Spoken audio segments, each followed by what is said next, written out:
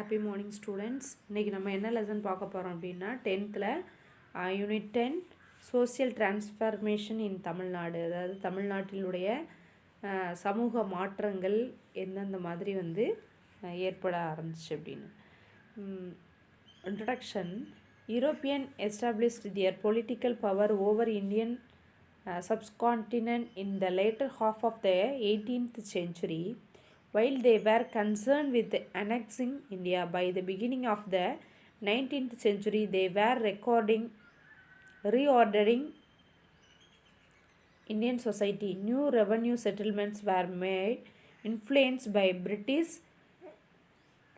utilitarian ideas and evangelicals. They also tried to impose their cultural superiority over the Indian people. Indigenous traditions were treated as primitive. Indian society was portrayed as conservative, where human beings were discriminated on the basis of caste, gender, language and creed. 18ஆம் நூற்றாண்டினுடைய middle பார்த்திங்க அப்படின்னா ஐரோப்பியர்கள் இந்தியாவினுடைய அதாவது இந்திய கண்டத்தின் மீது தங்களுடைய அரசியல் ஆதிக்கத்தை நிறுவினாங்க. இந்த 19th செஞ்சுரியுடைய என்ட்ரன்ஸில் பார்த்தோம் அப்படின்னா இந்தியாவை இணைப்பதில் அக்கறை செலுத்தி அவர்கள் இந்திய சமூகத்தை ஒழுங்கமைவு அப்படின்றத செய்ய ஆரம்பித்தாங்க. அப்போ புதிய வருவாய் திட்டங்கள் உருவாக்கப்பட்டது. ஆங்கிலேயர்களுடைய கிறிஸ்துவ சமய நெறிகள் அவர்கள் இந்திய மக்களின் மீது தங்களது பண்பாட்டு மேலாதிக்கத்தை திணிக்கவும் முயற்சி செஞ்சாங்க. இதனால் பார்த்திங்க அப்படின்னா இந்தியாவினுடைய உள்நாட்டு மரபுகள், நாகரிகம் இதெல்லாம் பழமையானவையாக கருதப்பட்டது. அப்போ இந்திய சமூகம் அப்படின்னு சொல்லும்போது பழமையானதாகவும் மனிதர்கள் சாதி, பாலினம், மொழி, நம்பிக்கை இதெல்லாம் அடிப்படையில் படுத்தப்பட்டதாக ஒரு சித்தரிக்கப்பட்டது அப்படின்னு சொல்கிறாங்க. Renaissance is an ideological and cultural phenomenon. It is closely tied to modernity, relationship and the progressive movement of the society. Critical thinking is at its root. A new philosophical tradition centering around human rationality and equality its characteristics. The basis inscription of Renaissance of humanism and questioning the fundamentalist religious practice that denied human their dignity. This ideology of humanism stimulated creative energy in all spheres of social life and knowledge such as language, literature, philosophy, music, painting and architecture. அதாவது மறுமலர்ச்சி அப்படின்னு சொல்லும்போது இது ஒரு பண்பாட்டு நிகழ்வுன்னு சொல்கிறாங்க. அதாவது நவீனம், பகுத்தறிவு, முற்போக்கான சிந்தனைகள், அது மானுட பகுத்தறிவின்மை அப்படின்றது சமத்துவத்தையும் மையமாக கொண்ட ஒரு தத்துவ மரபாக இருந்தது. அப்போ மனிதநேயம் அப்படின்னு சொல்லும்போது மனிதர்களுக்கு அவங்களுடைய கண்ணியத்தை அடிப்படைவாத மத நடவடிக்கைகளுக்கு கேள்விக்குள்ளாக்குவதும் மறுமலர்ச்சியின் அகத்தூண்டல்கள் அப்படின்னு சொல்கிறாங்க. மனிதநேயம் அப்படின்னு சொல்லும்போது சமூக வாழ்வு, பகுத்தறிவு அந்த துறைகளோடு மொழி, இலக்கியம், தத்துவம், இசை, ஓவியம், கட்டிடக்கலை இந்த அனைத்து துறைகளிலும் படைப்பாற்றல் அப்படின்றத தூண்டி எழுப்பப்பட்டது அப்படின்னு சொல்கிறாங்க மறுமலர்ச்சியின் விளைவாக. தமிழ் ரெனைசன்ஸ் அப்படின்னு சொல்லும்போது தமிழ் மறுமலர்ச்சி அப்படின்னு சொல்லும்போது the cultural hegemony of colonialism and the rise of humanism brought several changes in the socio-cultural life of the Indian subcontinent. Modern Tamil Nadu too experienced such as a historical transition. இப்போ காலனிய பண்பாட்டு ஆதிக்கம், மனிதநேயம் அதனுடைய எழுச்சி அப்படின்னு சொல்லும்போது சமூக பண்பாட்டு வாழ்வில் பல மாற்றங்களை கொண்டு வந்தது. அப்போ நவீன தமிழ்நாடு அப்படின்னு சொல்லும்போது அத்தகைய வரலாற்று மாற்றத்தை வந்து உருவாக்க ஆரம்பித்தது. தமிழ்மொழி கலாச்சாரம் அதனுடைய அடையாளம் அப்படின்னு சொல்லும்போது அவர்களுடைய படைப்பாற்றல் அப்படின்னு சொல்லி அதனுடைய பங்கை வந்து கொண்டு இருந்ததுன்னு சொல்கிறாங்க. The introductions of the printing press, linguistic research on Dravidian languages, etc. underpin the process of Tamil Renaissance, although the religious literature was taken up predominantly for publications in the early years after the event of printing technology. Thinking began to change gradually. Works that can be described as secular were taken up for publishing. அதாவது அச்சு இயந்திரத்தின் அறிமுகம் அப்படின்னு சொல்லும்போது திராவிட மொழிகளின் மீது மேற்கொள்ளப்பட்ட மொழியியல் ஆய்வுகள் மற்றும் தமிழ் மறுமலர்ச்சி செயல்பாடுகள் இதுக்கு வந்து ஒரு அடிப்படையாக விளங்கியது. அச்சு இயந்திரத்தினுடைய அதை கண்டுபிடிச்ச பின்னாடி தொடக்க காலத்தில் வந்து பார்த்திங்க அப்படின்னா சமயம் சார்ந்த நூல்களை வெளியிடக்கூடிய ஒரு முயற்சி அப்படின்றது வந்து மேற்கொள்ளப்பட்டது. படிப்படியாக வந்து இதன் விளைவாக இந்த நிலைமைகள் அப்படின்றது வந்து மாற ஆரம்பித்தது. எப்படின்னு பார்த்தீங்கன்னா சமயச்சார்பற்ற அப்படின்ற ஒரு சொல்லத்தகுந்த நூல்கள் அப்படின்றது வந்து வெளியிடுவதற்கு எடுத்துக்கொள்ளப்பட்டது அப்படின்னு சொல்கிறாங்க.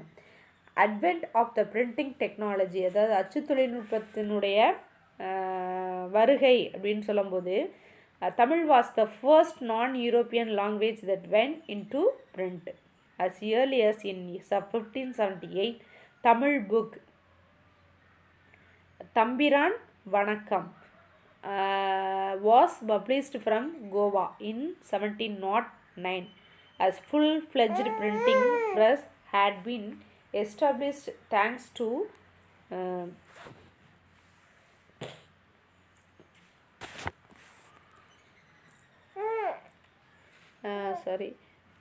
Jiganbag in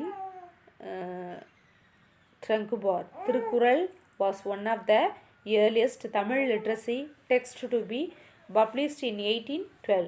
This led the resurgence of interest among Tamil scholars in publishing the more ancient Tamil classics around the period. The Zigan Polgu in தரங்கம், அதாவது தரங்பார் அப்படின்னு சொல்கிறாங்க. தரங்பார் அதாவது தரங்கம்பாடி ஐரோப்பிய மொழிகளை தவிர்த்து அச்சில் ஏறிய மொழிகளில் முதல் மொழி அப்படின்னு சொல்லும்போது தமிழ் மொழி அப்படின்னு சொல்கிறாங்க. அப்போ இதற்கு முன்னதாகவே 1878 தம்பிரான் வணக்கம் அப்படின்ற ஒரு தமிழ் புக்கு வந்து கோவாவில் வெளியிடப்பட்டது. 1709 அந்த ஜீகன் பால்கு அப்படின்றவரால் தரங்கம்பாடியில் நிறுவப்பட்டது. அப்போ தமிழ் இலக்கிய நூல்கள் அப்படின்னு சொல்லும்போது திருக்குறள் 1812 வெளியிடப்பட்டது. இதன் விளைவாக மிகவும் பழமையான செவ்வியல் தமிழ் இலக்கியங்களை வெளியிடுவதில் தமிழ் அறிஞர்களுக்கிடையே ஒரு புத்தெழுச்சி அப்படின்றது வந்து ஏற்பட ஆரம்பித்தது. அப்போ in the 19th century, Tamil scholars like C.W. Thamodaran 1832-1901 and U.V. Swaminathan 1855-1942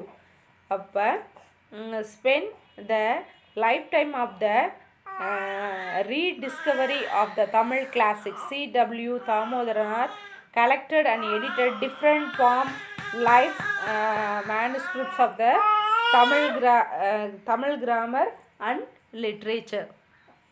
He editions Tamil grammar and literature. His editions include such text the Tolkapiyam, Veeracholiyam, Irayanar Agapurul,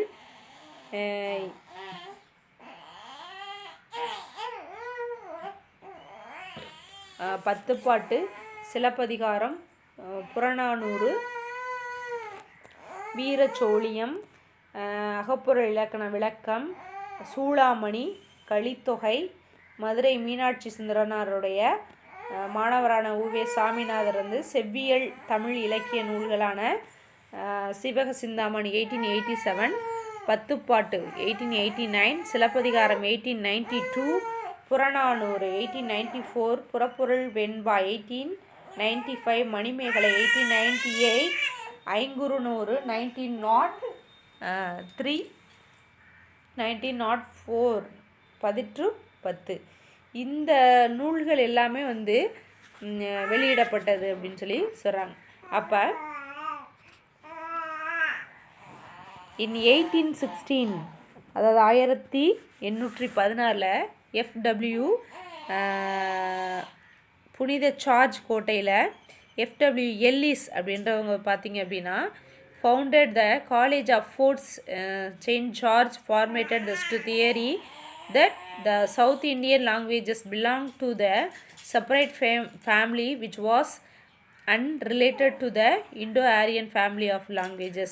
Robert Caldwell 1814 to 1891 expanded this argument to the book titled A Comparative Grammar of the Dravidian and South Indian Family of Languages in 1856.